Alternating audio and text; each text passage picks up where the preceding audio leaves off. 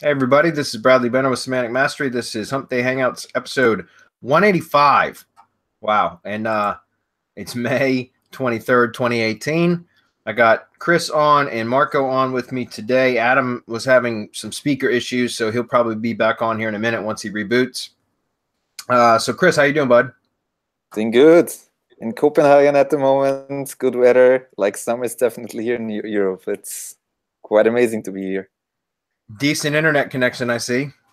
Well, it's okay. All right, cool. And Marco, what's up, buddy? I'm good, man. I've been exploring, still in GMB. I'm still trying to juice as much as I can from in there so that we can give our people the most up-to-date information possible. I'm living in there practically, getting great results, by the way. I posted an image up towards the top that people can refer to. And before you think that that's that's nothing. That's an attorney in one of the most highly competitive areas in the United States, besides New York City. I can't post anything from the New York City attorney, but this one I can. And that's another very competitive. It's in California. It's ultra competitive. Hundreds of dollars being spent for AdWords clicks, right? For one click. And so without clicking, that's the results that we're getting for this one. So that's what I'm on, man. I mean, this is like, I don't know. It's the next best thing to having your cake and eating it too. Yep, I understand. I'm seeing some really amazing results too, and we'll talk about that briefly today. Adam, can you hear us now? Apparently not. We can hear him, but he can't hear us. Okay, cool. Well, guys, let's go through some of the typical things. If you're new to Hump Day Hangouts or to Semantic Mastery, we have a support site with knowledge base. So like frequently asked questions are answered there. You're certainly welcome to post questions here for Hump Day Hangouts as well, and we'll answer them. But, if you don't want to wait until Wednesday to get your answers, or when you catch the replay, you can go to support.semanticmastery.com. You can find many different categories there as far as frequently asked questions for products and methods that we teach. So definitely check that out. Number 2, subscribe to our YouTube channel. That way you get updated for every time we're doing one of these live webinars, or if, we also have somebody that chops up these questions and answers, or many of them, out of each Hump Day Hangout, and we upload those to the YouTube channel, and you'll get notified of all of that. So it's kind of a more convenient way to get answers to questions that are commonly asked here on Hump Day Hangouts. So please subscribe to our YouTube channel. Other than that, I don't know what else I'm supposed to do because Adam typically says all the announcements. Marco, do you have something that you want to add? Subscribe to our channel, guys. Support us. We're always here. We're at 185 and counting, just working our way down to, or our way up to 200. So show your support. Go subscribe to our, of course, after Hump Day Hangouts. Subscribe to the channel, guys. Awesome, cool. And I want to talk briefly about a couple things. We had, obviously we did the pre-launch for Local GMB Pro last week, and the official launch day is today, I believe. So everybody that jumped in, thank you very much. We appreciate you guys jumping in, and you made a wise decision to get in at the discount that we did for the pre-launch, because now today it's launched at full price, and that's where it's going to remain. So the only way to get it any less than what it is on the sticker price now is to come join the mastermind, in which case you could get 30% off, and that goes for any of our products over $300. So definitely thank you for everybody for that. I want to clear up a couple things about this, because we've already had some support requests coming in, or I saw even some questions here on the Hump Day Hangouts page that people were asking about. Is there going to be more content added? Yes, it was being sold on a pre-launch, so more content was actually just added even today, and it's an ongoing case study. So there's also a welcome tab in the members area now, so like a welcome page essentially, so that when you log in, you'll see like a home page now, and it has some additional information in there about it. But we are definitely going to be adding more content. Again, I added more content today. I'm actually going to be getting into siloing GMB in a minute. I'm not giving it away. I'm saying within the next week or so, I'm going to have, well, not even Yeah, probably within the next week now. I'm going to have a bunch of content added about that. I'm just waiting on a report that I need in order for me to do it. I've added additional templates, added more training in there today for basically some of the stuff that I just started testing to try to see what I can do to manipulate the SEO of the site, the case study site. And so even though that's not really what GMB Pro is about, I did want to add some of the stuff that I'm going to be testing and experimenting in there. So you guys are going to be seeing a lot of additional content from me as part of the case study. And then Marco and Rob are going to be hosting various additional training webinars as they develop new methods, and find out more stuff that they can manipulate. So we're going to be having a lot of additional training in there, guys. Just make no mistake about that. Next, I want to talk about very briefly, we had somebody else complain and support that apparently they were under the impression that they had to purchase a sendable account per client and that there was too much markup or blah, blah, blah. And whatever. I know that this question will come up again. So I want to clarify something right away. Number one, our posting app is going to be available any moment if it's not already available. Marco, can you comment on our posting app really quickly? We'll be reaching out for beta testers probably tomorrow or the next day. Same thing for our YouTube views, the real views, man. We got that. It's ready. That's another thing that has me spending sleepless nights, man, trying to figure out how to best manipulate what we can do with real people watching your watching your videos. Real people interested in whatever niche it is that you're in. Think about that. We can do that. We can send real people to YouTube, not micro workers, real people in YouTube going to your channel, going to your video, watching your video and taking action, real action. Nobody in this world can build a bot that can do what we are now able to do. Awesome. So to get back to what I was going to say about Sendable, guys, like I said, our posting app will be available shortly. And then in the meantime, I'm still using Sendable too. But I'm going to grab the screen right now before we get into questions because I do want to show something here. Guys, I don't understand where the confusion is coming from. If you go to the Sendable site pricing page, look, if you wanted to sign up a separate account for each client, you could. And even in that case, it would only be $30 a month per client. So I don't know what somebody would be charging a client. I charge a minimum of $250 a month for this service, but more like $400. That's usually the price that I'm charging just for my, I give kind of a special offer to my longest running clients. But $400 is the average price that I'm charging. So think about that. That's a huge markup, guys. So whoever, I just want to clarify that if your client can't afford $30 a month, I don't know what kind of service you're providing anyways, but it's probably not something you want to do. You should raise your rates. But what I wanted to point out was I'm using this medium plan for the time being. It's basically $200 a month.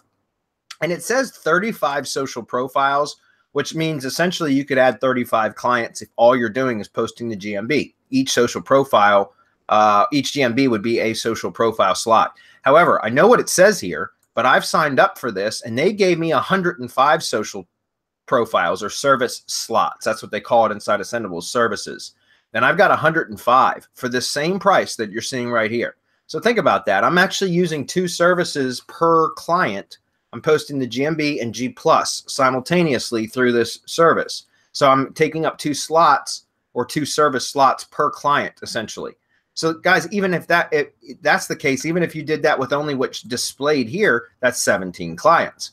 So 200 divided by 17, that's, what is that? Less than maybe just a hair over $10 per client per month that you could, and again, if you're charging, and just to be 100% transparent, even the $250 on the low end, what I'm charging my best clients for this service, I'm paying for the Sendable account and I'm paying a VA basically $80 per month to handle the posting for me for those clients.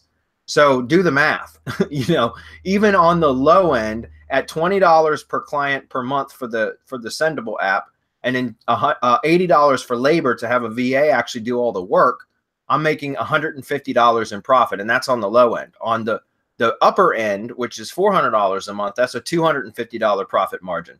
So again, somebody, whoever you know, was worried about not being able to make revenue off of this, I just want to kind of clear that up. This is a revenue.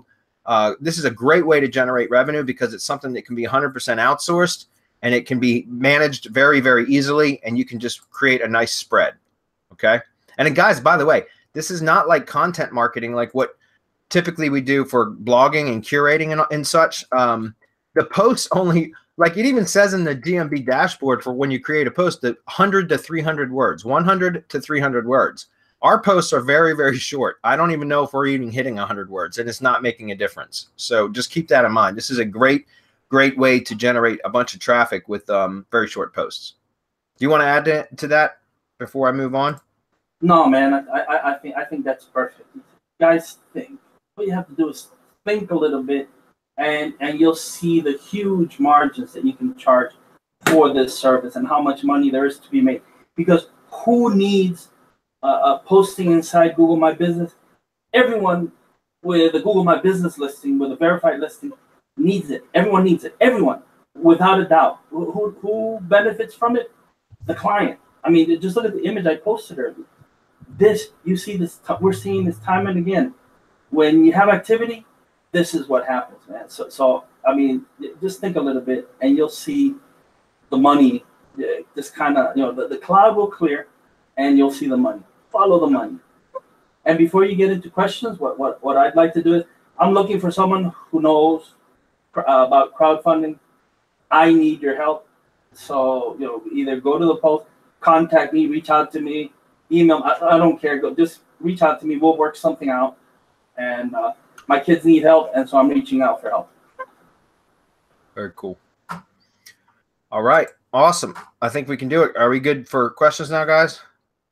Adam, did you want to add anything since you got your mic or speakers working? If I can you hear me, or am I in limbo? There you go. There he is. Found out today you can mute a Hangout, and then you can never unmute it unless you do some very strange things. So anyways, no, happy to be here on Hump Day Hangouts 185. I think we are good, and I know we've already got questions about Local GMB Pro, so let's just get into questions so we can do the Hump Day Hangout, and then we'll answer those as many as we can. All right. You heard the man. Let's do it. Okay, Shonda says, does create an IFTTT network and posting to it give the same benefits as posting to a software like syndlab or syndwire? Is one better than the other, or should you do both? Well, they're kind of different, Shonda, in that I don't recommend taking content from your blog and just republishing it to a bunch of Web 2.0 sites that you would have connected to syndlab or syndwire, right? I'm not real familiar with syndlab, but I am familiar with syndwire. I have an account, or you know, I bought that years ago when it first launched. But it's more like a link building tool. Syndwire is, in that you can, like a Web 2.0 link building tool. So you're going to add a whole bunch of different profiles, you know, Web 2.0 profile accounts to it that you would be posting to. So I wouldn't recommend taking. I would advise against taking content directly from your blog and then republishing it on those, because that would be clearly like you publishing content and republishing your content for link building purposes, right? It's not the same as when you're syndicating your own content to your own branded network of properties. That makes sense. That doesn't create a problem, right? We're claiming our footprint. We want to claim our footprint when we're syndicating our content to our branded network of our branded syndication network. Does that make sense? Because it's our own content. It makes perfect sense. It's logical. It's normal for people to syndicate or republish their own, or share the content that they produce on social media channels, especially for the same brand, right? But when you start taking that content and republishing it across different Web 2.0s, that creates a footprint, which can cause a problem. It can actually be a negative ranking factor, right? So you got to be real careful about that. I'm not saying don't use syndlab and syndwire, but I would use unique content for that. I would not use the same content that you're publishing on your blog. Okay, and then be careful with those too, because remember, you know, Web 2.0 links are typically a lot better type of links than, like, you know, typical spam tools. However, I would still recommend that you have a branded syndication network and use the tools like Syndwire to build additional links to your branded syndication network properties instead of directly to your money site. If that makes sense, because then you're basically linking from Web 2.0 sites to your branded Web 2.0 sites, but that syndication ring acts as an SEO firewall. It protects your money site from additional link building stuff, activity that you're doing, so that you don't directly affect or link to your money site, which could end up causing problems. Does that make sense? So, yeah, you can use both. There's no doubt. I just recommend that you republish your own content in an automated fashion to your branded syndication network, and that's what we teach with Syndication Academy. And then you can use those other tools if you have access to them. Yeah, sure, use them, but I recommend using them to link to your Web 2.0 properties instead of directly to your money site. Okay. Piotr, I think, hopefully I said that correct. He says, if I have a client with several thousand personal Google Plus followers, this same client owns and has a Google My Business page, but no reviews. What is the best way to convert that to business and keep the following up? So I just create a brand account. Well, no, you can't create a Google My Business page or a Google Plus brand page and then transfer followers from a profile to that. You can't do that. There's no way to do it. What you could do is send out, connection requests or whatever they call it in Google Plus now, to all of them, but to all of the followers once you create the brand page, and hope that they'll follow you, right? Because that's what it is. When you connect on Google Plus with another profile, not a page, not a brand, but an actual profile, so a person, right? Then it's you circle them or connect or whatever it is. But when you with brand pages, you follow them, if that makes sense. It's slightly different, but Google Plus is kind of a ghost town now, so I wouldn't really waste my time with it. I mean, you could create a business page, there's no doubt. I recommend that you still do. And I mean, when I say business page, guys, I mean a brand page. If you're talking about Google Plus, Google My Business, you can create a profile for that too, but that's no longer part of Google Plus. Like there's no like benefit or direct connection between Google My Business and Google Plus. I think on the back end there still is. That's why I'm still actually posting to Google Plus for each one of the brands that that I manage. I'm still doing that. But as far as like in the actual Google My Business dashboard, guys, there is no longer even an icon to act as the business on Google Plus. There is for act as the business on Google Photos, YouTube, and Google Maps. But they even removed the ability for that little icon that says act as whatever the brand is on Google Plus. That's not even available anymore. So again, I wouldn't waste my time. Creating a Google Plus brand page would be beneficial. I would recommend that you do that, but I wouldn't waste my time trying to gain a bunch of followers. It would just be like, honestly, just use it for SEO purposes is the way I look at it. Unless you're in some niche, some strange, obscure niche where there's a lot of people active on Google Plus. But I doubt that very seriously. I don't think anybody in any niche is active on Google Plus really anymore. So right. Go ahead. No, I was about to say the same. I was about to say that I don't know, like there's some communities that are kind of active, but they're filled with spam. So it's a dying network. So, absolutely. Yeah, you would be better off like putting all of your efforts in and leverage other upcoming networks if you wanted to, or stuff that's working. So I agree. Okay, RPS says how to create a country city silo when it comes to Jeffrey's training. Suppose there are three. Well, first, that would be a great question to ask Jeffrey since it's his training. That said, I'll try to answer as best I can. Suppose there are three silos: online marketing, digital marketing, SEO India, or India. Which should the category for SEO? Which should be the category for SEO India? Which should be the blog's content for SEO India? If I'm correct, I go like SEO India. Well, category. Well, you could do that, but see, that's part of the problem with. That's why actually we just did in Syndication Academy yesterday. We did an update webinar, and I talked a lot about silo structure and how to do it correctly with syndication networks. And so RP, if you're in Syndication Academy, go watch the replay from yesterday because it goes into a lot more in depth. Hey, Bradley. Go ahead. I believe RP is also in our mastermind. Okay. And so he has access to Syndication Academy through his membership fee. So RP, if you're listening to this, just go to yesterday's Syndication Academy update. If you don't have the logins yet, just mail support and ask for your logins, and they'll take care of you. And then you'll see how this was covered, I mean, in depth yesterday. Yeah.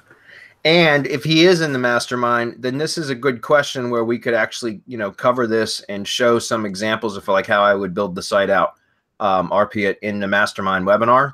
So like if you want to post in the mastermind questions Google form, the link's inside the Facebook community. It's also inside the members area of the the mastermind archive site. So you could always post this question over there, and I could do like an actual demonstration of how I would build out those URLs, or those basically those silos, excuse me, in the next mastermind webinar, which will be next week. So if you can wait, that would be great, because this is a pretty complex question and it could take quite a bit of time trying to explain that out. It really depends on whether you're going to be using simple silo structure or complex silo structure. I always recommend using simple silo structure where possible, but sometimes, especially if you're covering a large area or you've got a lot of different products and services in different like subcategories, for example, like in this case, I could see, you know, if you're a marketing agency, you could have like a social media silo, right? And then you could have so that would be a top level category. And then you could have subcategories of like, you know, Facebook marketing, Twitter marketing, YouTube marketing, LinkedIn marketing, or, you know, those kind of things. So those would all be subcategories. Then you could have an SEO category with local SEO and video SEO and maps SEO as subcategories. So that would be a complex silo structure. And when you start mixing in complex silo structures with different service silos, as product and or service silos, as well as location silos, that's where it creates a bunch of issues, a lot of complexity, hence the name complex silo structures. And so again, so a lot of crazy, like it makes it difficult to share categories across both when you have locations that are and when you're trying to optimize location data into product and or service silos, because there's some weird URL issues that end up coming up because you can't share the same slugs on different, you know, the same like location based slugs or product slugs if you have it the other way around. My point is you end up with a mess and it can take a long time to try to just plan out how you're going to start to build the site out before you can even start adding any content. So I always recommend using simple silo structure where possible, or as Jeffery Smith had talked about in his training, which you know, I had actually done a few times and never really understood why it worked well, but you can actually create separate product and service silos and then location silos, and keep them separate. And that way you don't have a lot of the same URL problems that you would have when you're trying to combine the two, which is how most people would build a siloed site out, where they're trying to combine product and or service information with location information. And if you keep them separate, it makes a much cleaner site with a lot less headaches of URL reconciliation. And what I mean by that is, again, when you start trying to combine the two, you end up with a lot of strange URLs that are just ugly. And I would, you know, it's just a lot of work. So again, we can cover that in a lot more in depth in the mastermind RP. So if you're there, please post your question in the mastermind questions form, and we'll get into that in a week and a half, a week from tomorrow. I'm sorry, that's my mistake. He's in RYS Academy Reloaded. Okay. So I can take care of him there. If not, I did post the links to the simple silo YouTube video and the complex silo. Okay, very good. Well, if you don't mind helping him out in RYS too, and also if he's in Syndication Academy, like I said, the webinar from yesterday would be perfect. Gordon's up. He says, hey guys, thank you very much again for your help. It's greatly appreciated. Well, thank you, Gordon. Is there any way to track the calls from a GMB listing or from a GMB post other than changing the phone number and all of the existing citations in the listing to a tracking number so that the NAPs match? What about the AdWords tracking number inside of GMB?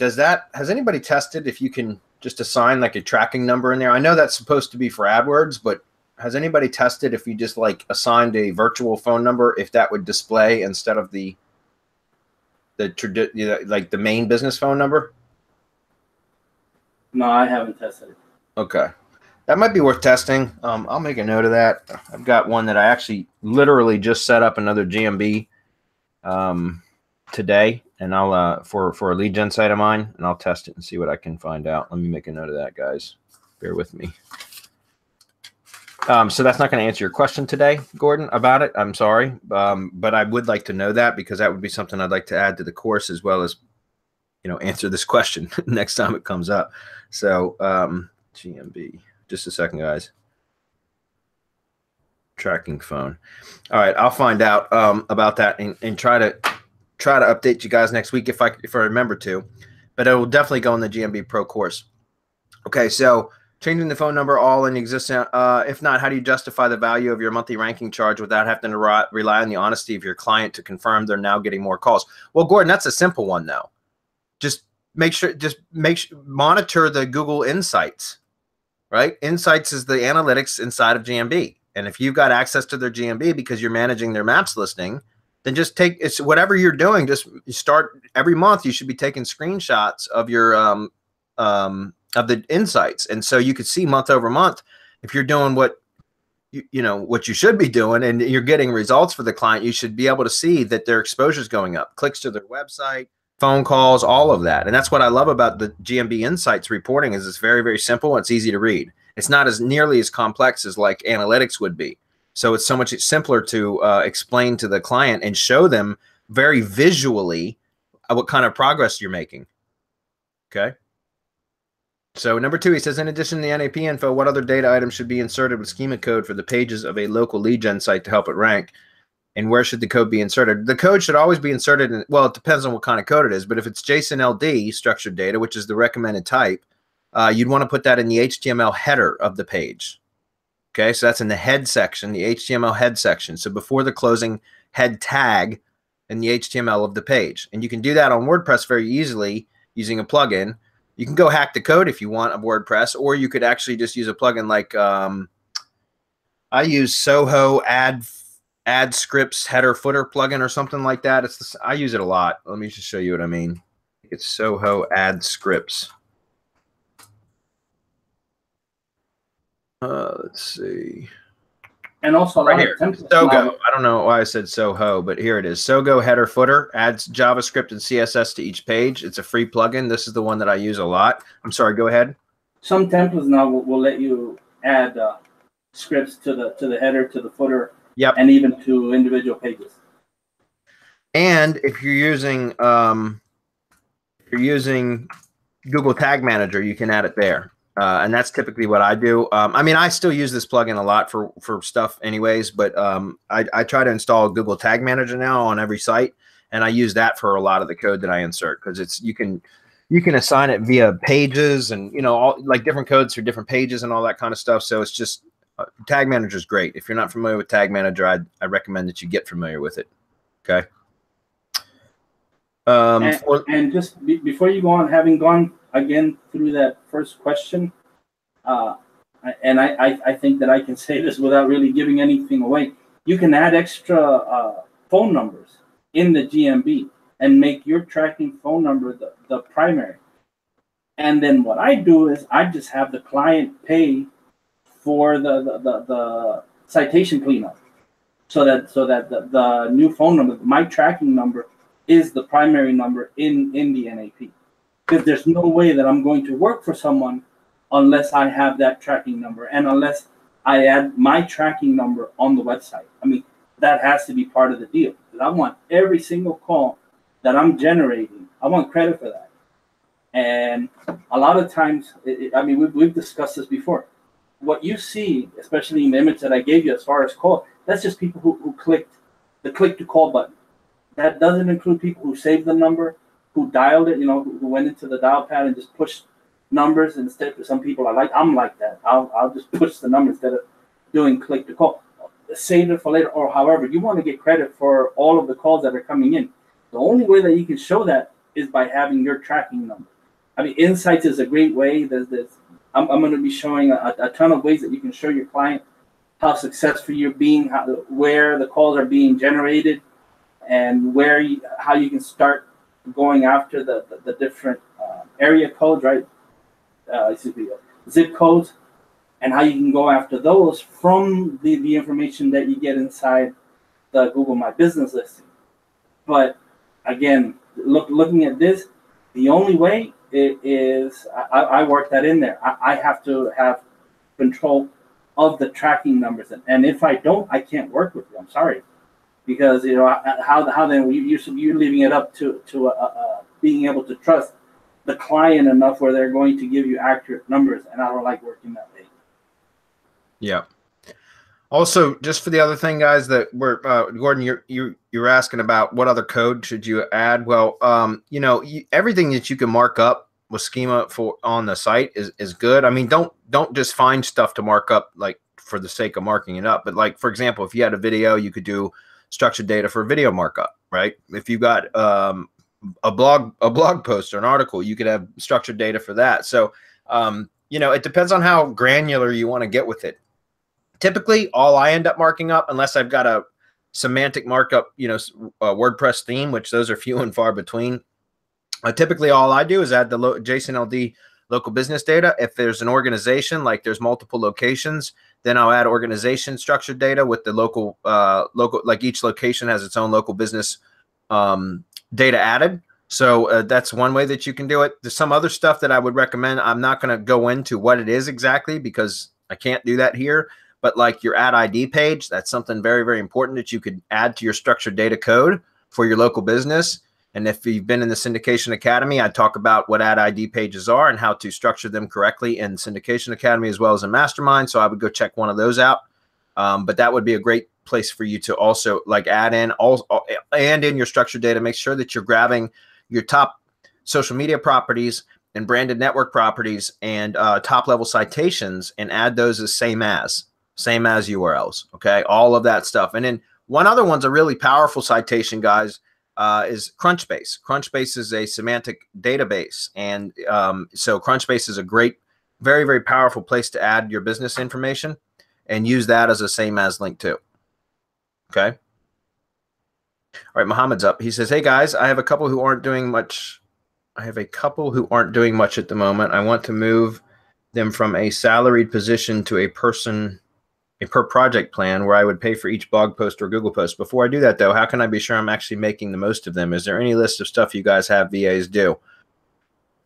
Well, I mean, yeah, we all have our own VAs that do different things. And then we have VAs that, like on teams that do specific things like build networks and that kind of stuff. So it really just depends. I'm not sure if any one of our individual, checklists would help you, Mohammed. I don't know, because again, all of us each have our own individual businesses and we use VAs in different capacities. Right.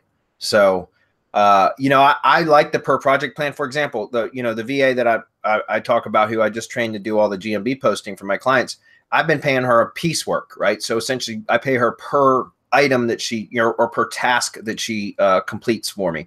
And I've been doing that ever since I hired her. I've never paid her by the hour. I prefer to do that. I do have one VA in the United Kingdom I pay her by the hour, and she's expensive. She's $30 an hour, I think.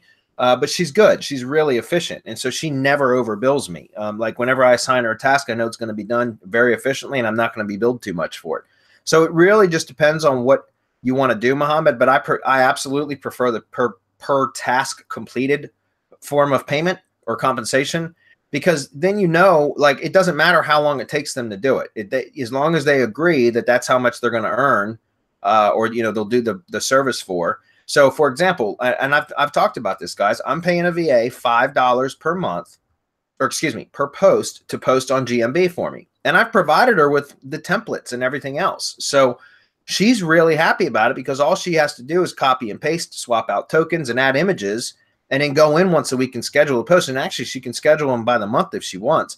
And for my clients, I'm paying her $5 per post, and she's happy to do it because she can go in and earn in about 2 days' time, which she would usually make in 2 weeks, because she can schedule a whole bunch of posts all at once.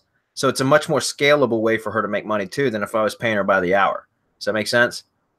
So again, I recommend if guys, anybody that's outsourcing stuff, if they're salaried VAs, which we've got a lot of those too, then just keep them busy, right? Because otherwise you're paying them regardless of whether they produce work or not. But if you're not hiring them as part-time or full-time, like kind of like salaried employees, or if you're not paying them as a wage, you can always hire or make a job offer, present a job offer to pay them on a per task basis, which is what I recommend you do, if possible. That's not always possible though, right? If I can just add, Mohammed, you can put your VAs through our training. I mean, you can put them through whatever outsource kingpin, content kingpin, whatever training it is that Mastermind has access to and that you have access to. You can put them through the training. We don't mind that. The only thing that we do mind is when you create a competing product from the training that we're giving you. Yeah. I mean, that's a no. We get pissed off then. But otherwise, if you're doing that to go after your own clients and to provide that service for your clients, I mean, that's perfectly fine. And I encourage people to do that. Because you shouldn't be the one that's going through, well, you should go through the training and be familiar with it.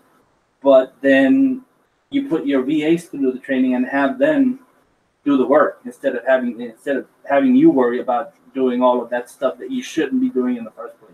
Yeah. Okay, John says, love the Local GMB Pro course. I was wondering if having a website and a Google site causes any conflicts. Thanks. Looking forward to being part of the Semantic Mastery community. Awesome, John. I haven't seen any problems. Marco can chat about this too, but I actually, like I mentioned earlier, I just set up a GMB website today for one of my lead gen properties that I'm going to start applying the GMB Pro method to. It's and so anyways, I actually published the GMB website and then went in and switched it to make that the actual, like the website connected with the maps listing and all that. And then I'm doing what, adding the main landing page of the main website, which was really just a landing page. That's all I had. I'm using that as the appointment set URL. And so I don't see it causing any problems. I haven't tested that yet, but Marco, I think, has. So Marco, you want to comment on that? No problems whatsoever. Because you're producing content on that business site that's different, or it should be it should at least be different from whatever it is that you're doing on the main site. And guys, I'm getting away. I kind of like Rob's idea of just getting away from TLDs because I mean, they're so hard to rank. It's not hard. It's just that you have to wait to be able to rank them. You have to just go through that sandbox period and all that crap that you have to go through now, all of these Google filters, when Google isn't applying filters to its own stuff. That's right. So that the idea, and this is if you're doing something else, if you're doing, for example, drive stacks and RYS Academy methods that you want pushing over to your TLD, then yes, you shouldn't break what we call the loop. And so you do need that link on your Google My Business listing.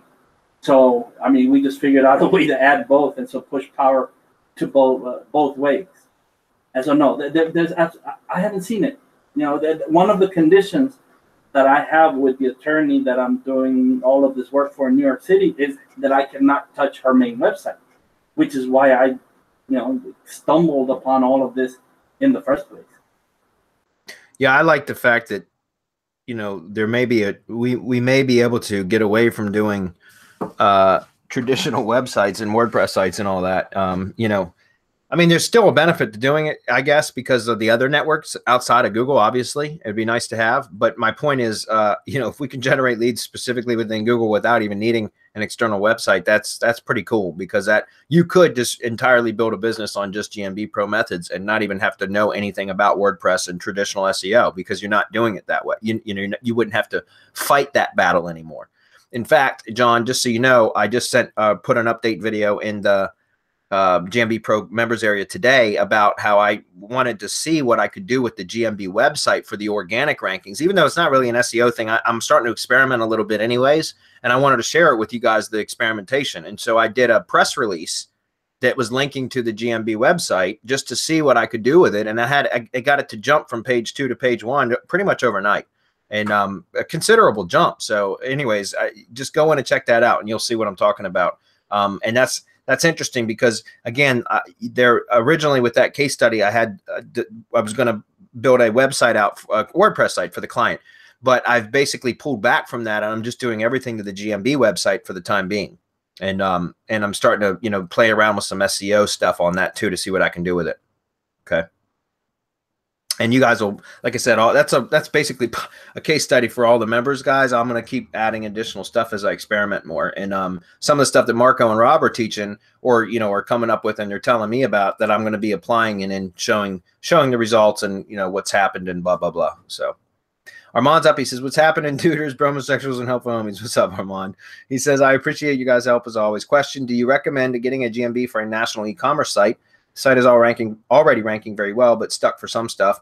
Do you think a GMB could help move the needle? Yeah, I do, actually, because look, it's a real business, right? It's an e-commerce site maybe, but it's still a business, right? So there's no reason you can't do that. And I recommend, and I know Marco will agree, that anytime that you can validate an entity, a digital entity, right? In this case, a business online, by creating a GMB, a verified Google My Business profile, you should expect to get more love from Google. Would you agree, Marco? Absolutely. Branding is what it's all about. It's always been about branding. It's just that for a while, EMDs, right, exact match domains, were doing so well that people got away from the idea of branding. But we still call those adhesive bandages that we put on our finger when we cut ourselves band-aids. Think about the branding they did to get there, and that's all you have to do. Just follow what the big boys have done. And brand. I always tell people, like Facebook, you don't go searching on Google for Facebook. You type in, or you just click an icon to go to Facebook. You click an icon if you want to go to Google. To think of all of these people who have done this fantastic job of branding. What the fuck is Amazon? Think about that. It's become this huge online store with the name Amazon. So, I mean, it's the way that they brand it and then began to relate whatever keywords are related to their brand. That's it. Once you do that, you've opened up a piggy bank that's never going to be empty. Nice. Gabriel's up. He says, what's up, guys? Great content as always. +1 here. That's awesome. I like that. He even gave me a CTA, a call to action. Nice. I have a news portal blog here in Brazil, news curation, evergreen content, talking about sustainability. I've recently purchased a .com domain. Okay, so I can start an international expansion, English and Spanish content. What is the best way to structure the content? I thought of a subdomain for each language. Or should I post everything inside the main domain? That's a good question. I've always seen, well, not always, but most of the time I see it on subdomains to where the entire subdomain site is all in one language, right? The specific language for that subdomain. I think that would be a little bit easier personally, but since I don't do any foreign language stuff yet, I'm getting ready to start doing some of it for our agency work. But, I would defer to Marco and Hernan because they've done a lot of this. Yeah. For the most part, everything that I've done in foreign languages have to do with subdomains, like for the most part. Like, for example, I've run this affiliate website once that it was for Scandinavia. So we were doing Swedish, Norwegian, and I think Finnish or something like that. And they're really similar languages, And yeah, we would have subdomains for each of those websites, but still the call to actions and everything would be different and the offers would be different. So yeah, we piggybacked on each other authority, if you would, by using subdomains. So that's my experience on it. That's what I would recommend personally. Marco? Absolutely. I agree 100% with what Hernan said. Subdomains all the way for other languages. Okay, cool. Well, there you go, Gabriel. Adrian's up. He says, hey, guys, hope you're all doing okay. Quick question. I'm using IFTTT with Tumblr blogs to help rank a money site. Would it be okay to use an RSS feed to send photos to the Tumblr blogs and then insert different variations of the money site URLs into the photo URL inside IFTTT, or would this cause anchor text problems? Hope this makes sense. Well, the anchor text is typically associated from photos from the alt text, right? That's as far as I understand it, that's how I've always understood it, was that alt text is really considered like the anchor text of photo URLs.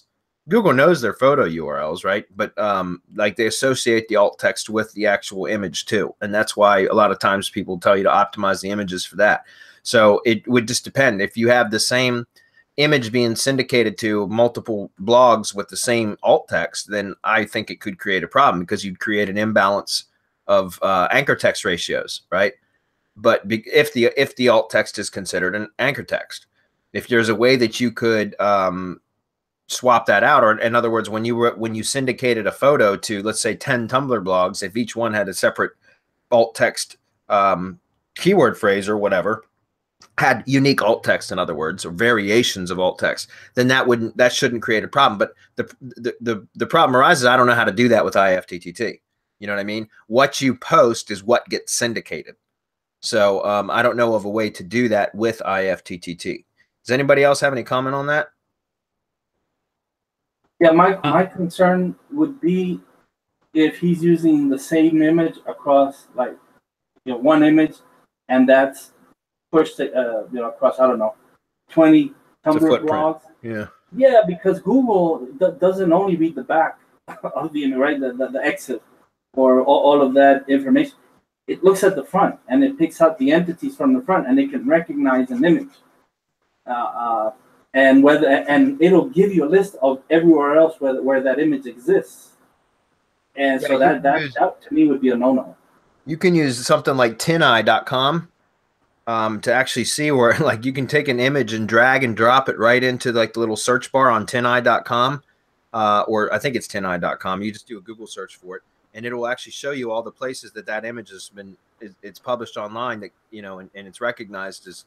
So, that's something that you can do too. So I agree with Marco. I know that unique images are certainly better than, like stock images or stuff that's used over and over again. So that would be a concern for me as well. And dude, they work like gangbusters. If you have unique images and I'm giving away part of the training. Never mind. Yeah. Google My Business rocks. Okay.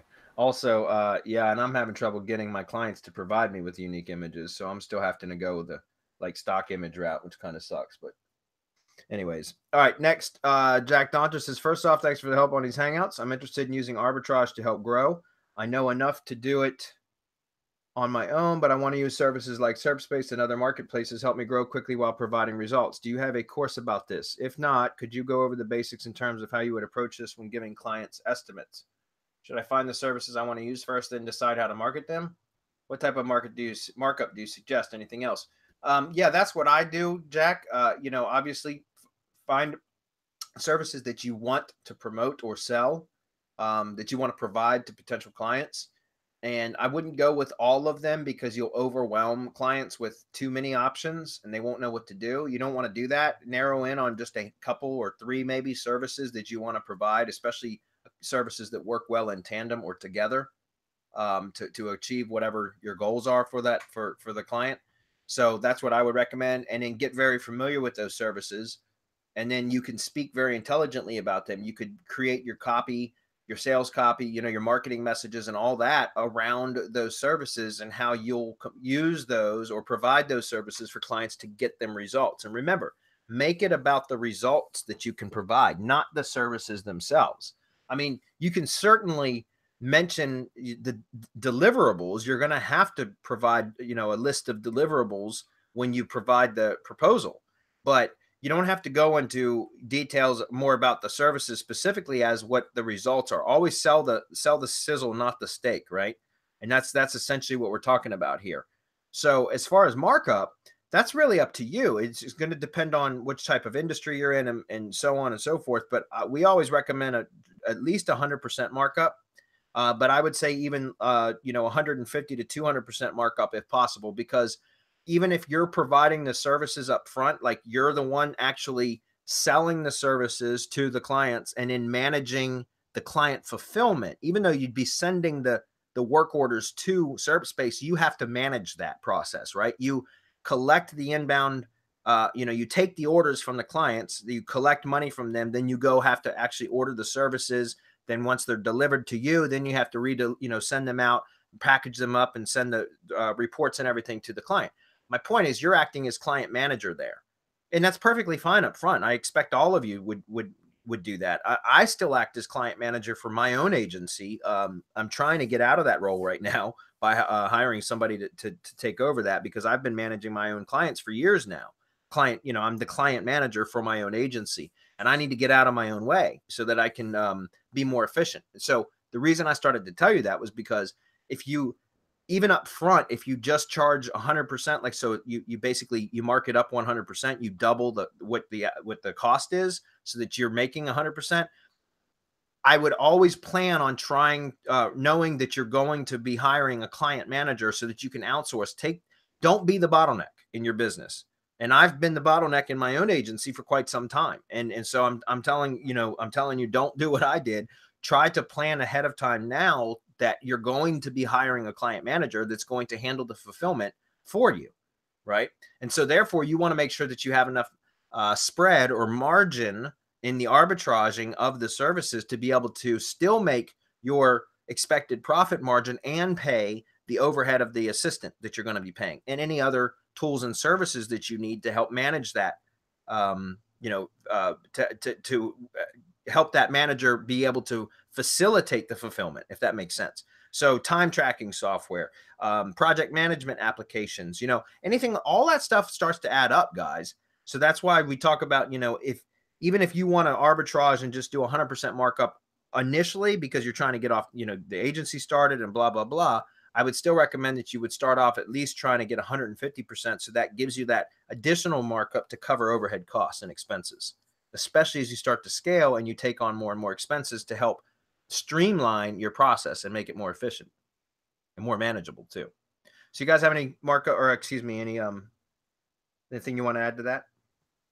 Yeah, something real quick that really resonated with me. The fact that you said that you're trying to take you out of the equation because you become your own bottleneck. That's like 100% true.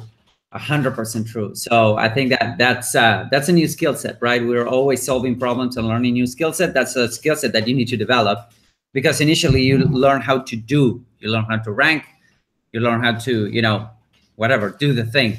But then you need to learn how to outsource, and manage. Delegate. Yep. So that's interesting. Learn the thing, then delegate it.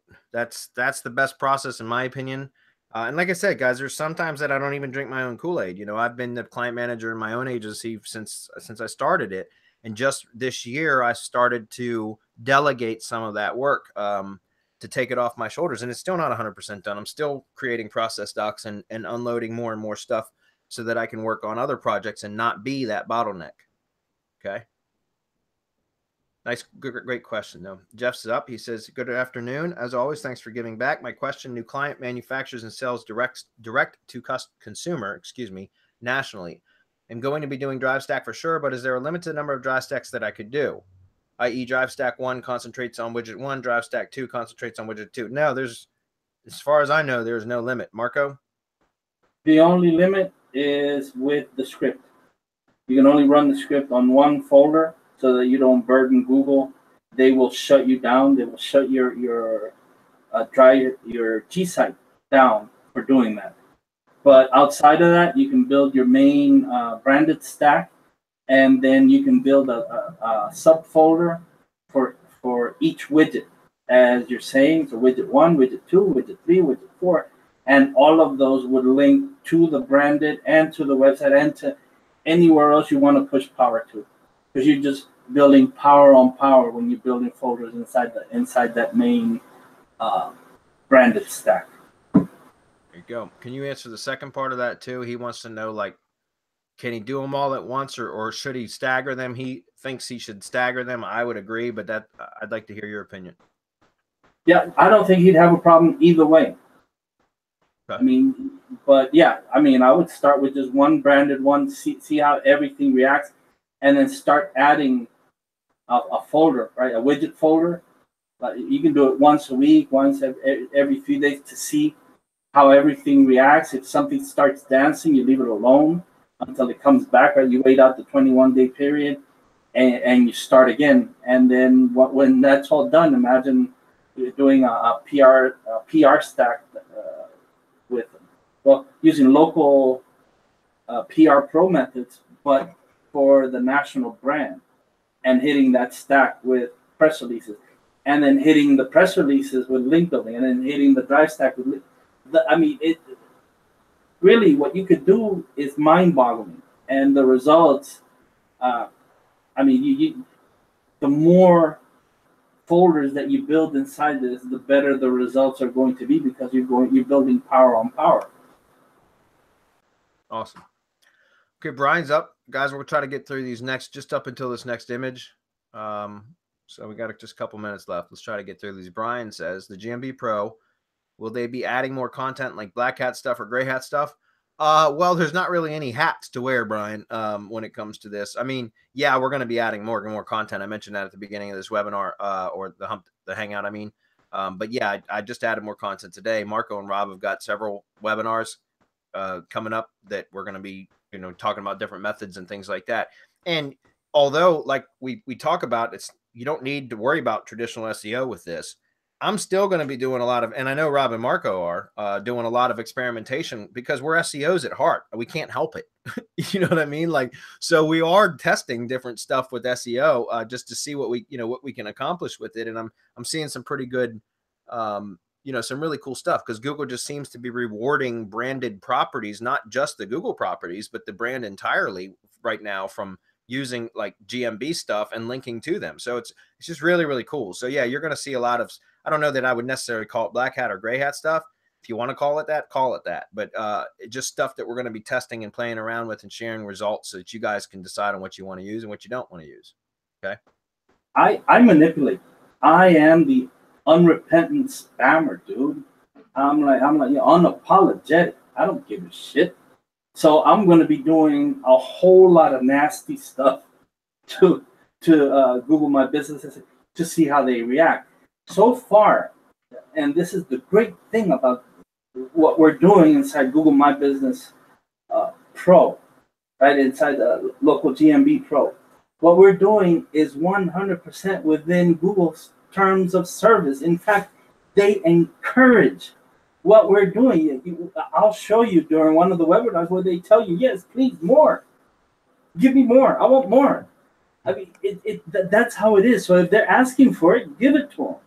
Now, on the back end, yes, we will be throwing drive stacks at it. We will be throwing press release stacks at it. We will be throwing link building at it. But that's just because I manipulate. That's what I do. And I would not feel right with doing something just like this. If I can get results like this without doing all of the other methods, I keep thinking, wow, imagine what I could do if I did this. And like I said, I'm there lying in bed at night thinking, I can really do some damage with this stuff if I hit it with. And that's exactly what I'm going to do. That's what some of the upcoming webinars are going to be about. Okay, also, when taking pictures inside the GMB dashboard, does it take the GPS data from where you are at? If you're doing it from mobile phones, it should, as far as I know. If you're doing it from your desktop, I don't think it really matters. I don't know. I'm not sure what you're asking, but Marco, I know if they're taking photos and uploading from a mobile device, like on location, for example, that the EXIF data, the GPS data, should be stamped to the image anyways, as long as that setting's on the phone, right? All right. Here's the deal. The client, what he says later on is the client is 50 miles down the road. So you go from where you want to, but now I'm giving away some of the stuff that we do. Let me just give you this little bit. You go 50 miles down the road and you upload from there. That's simple. These concepts, guys, when you go and see it, you say, I should have thought of that. Why didn't I think of that? Well, it's really simple. You're just relating the client and where the client is and upload and doing all of that activity from ground zero, right? But my question, Marco, just to interrupt real quick, because I'm even a little fuzzy on this. If you have photos on your phone and then you drive to the location where you want that GPS data associated and you upload from there, is it pulling the data because from the location where you're uploading, or was the GPS data stamped on the photo from where you took it? No, it's stamped on the photo. That's why you go to. Okay, so you have the location of the business. And if you want to appear 50 miles away, you have to go 50 miles away and take pictures from there, not upload images. Okay. That's not going to make a difference. It's already stamped. That's what I was unclear on. I understand now. Okay. You take that, you go with your mobile phone and you take a bunch of pictures and upload from there. It's really simple. Or you take pictures at location and save, because all of the information will be there. Gotcha. All right. Okay. Let's see. Yeah. Okay. So I think that answers it, Brian. We got two more real quick. I'll get through. Raphael says, how are you dealing with GDPR? If Chris is still on, he can answer that. I don't handle any of that stuff at all. Honestly, my eyes glaze over when Chris starts talking about this. He handles that stuff. I know it's a big deal. So Chris, are you still on or no? No, I don't think it's on. But what we're doing is I'm going to post on the event page a really cool article that I found that is really a simple way to approach GDPR, because there's a lot of stuff that is still in the nebula, you know? Yeah. Now we are not sure. But the TLDR is that you need to get consent of your signups and your cookies. So I'm also going to post in a minute or two a link on cookies, you know, the tools that we're using, which is cookierobot.com, and an article that explains it real well. But TLDR is go ahead and make sure that all of your providers are GDPR compliant. Your email provider, WordPress is, ClickFunnels is, Leadpages, everything that you're using for your business are GDPR compliant, basically. Okay, cool. Yeah, like I said, I'm because I have partners that handle that kind of shit for me. Like I honestly have not spent any amount of time looking into that stuff because I really have no desire to. Hernan and Chris got it. So anyways, Greg, last one. He says, can a client use videos already published to YouTube to upload to their GMB? And if not, how much variation should? As far as I know, you can, Greg. I know because the only video I've uploaded to I've only done it once so far, and it was for a CrossFit project, and it's the same video that is on the CrossFit YouTube channel, right? For that client, well, I'm part owner of that CrossFit gym now, so it's on my YouTube channel as well, right? The brand's YouTube channel, and I've uploaded it to GMB, and that's the only one I've done it on, and it seems fine. Marco, do you have anything to say differently about it? No, not at all. You could do it because you have to, on a desktop, Google requires the upload to be from your PC, right? From your desktop computer. And so that'll change the file anyway. Yeah. Okay, guys, we got to go. The only thing I will mention is Raphael says, how many posts do you average for $250 to $400 monthly? Well, I'm doing the service that I'm pitching is 16 posts per month. It's 4 posts per week. So I did, essentially at $400, that's $25 per post. And that's what I'm charging the client. And I'm paying a VA $5. And then I have a slight overhead, right? Because I'm paying for the sendable app right now, paying for, some other stuff, like as far as for project management and stuff like that. So there is some slight overhead. But think about that, guys. That's a huge profit margin, right? It's a great spread. Okay. Okay, guys. Thanks, everybody, for being here. We will see you guys next week for Hump Day Hangouts 186. Thanks, guys, for hanging out. Bye, everyone. Bye.